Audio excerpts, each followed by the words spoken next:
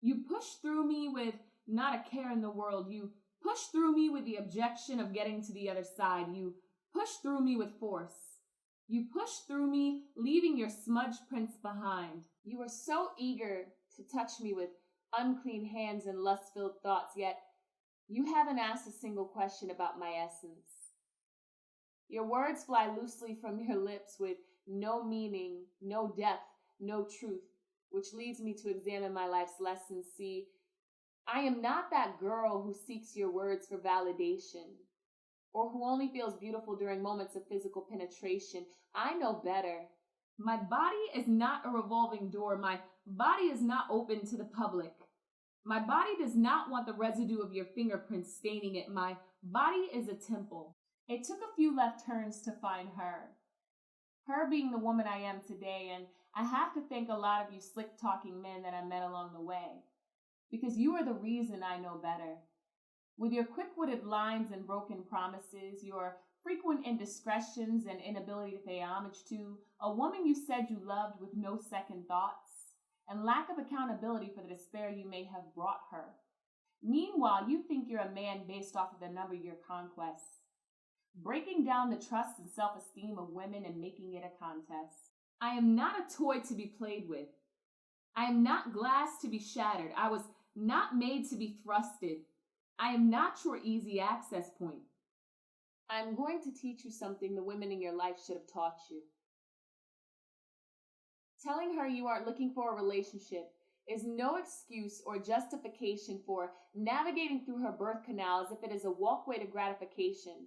Then calling her crazy when she says she's caught feelings, because newsflash, you left your energy inside of her, merging your vibrations. You told her you cared about her on a deeper level, but the moment you climaxed, you left those sentiments on her pillow. I am not to be swung in circles for your entertainment. I am not to be visited and then exited and left to my solemn. I am not to be transparent and naked while you stand fully clothed staring through me. I am not to be treated as some unimportant object. You move fluidly from one woman to the next, whispering sweet nothings, objectifying and defiling them at best. You do it with no consideration of consequences. Yet Newton says every action has an equal and opposing reaction. Consequently, these consequences affect more than one person. You see, the world is filled with broken women who don't find their way out of the darkness you created. Yes, you and your casual assumptions that your superficial goals were understood and accepted, because she wanted your affection and settled for however she could get it. And aside from the lies you filled her head with, what did you ever give her? You filled her with your body but did nothing for her soul. You instilled an inability to trust with the lies you told. You tortured her in ways you couldn't begin to imagine. You added to the baggage she had before she met you. You took an intricate part of her innocence that she could never get back. You stole her pride when she realized she had fallen victim to your lies. You hurt her. You hardened her. You numbed her.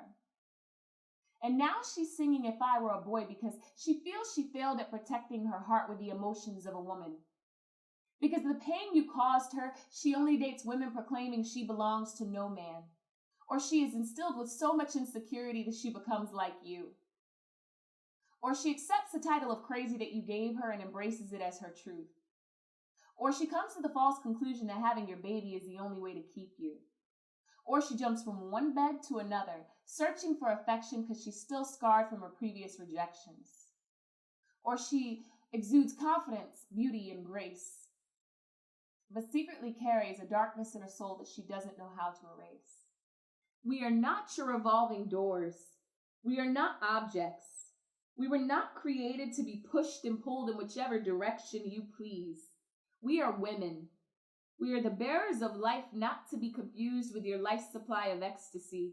We are nurturers, not to be confused as your temporary coddlers. We are beauty, not to be confused with shiny objects. We are fragile, and not to be treated as pliable material. Real men understand these facts, and adolescent boys have to be taught this reality. Real men know the beauty and strength of a woman and will protect that woman with everything. Real men know the power of their words and will meet that woman with honesty as opposed to deception. Real men will encourage her vulnerability, careful not to label her feelings as crazy, and will nurture her with sincere affection.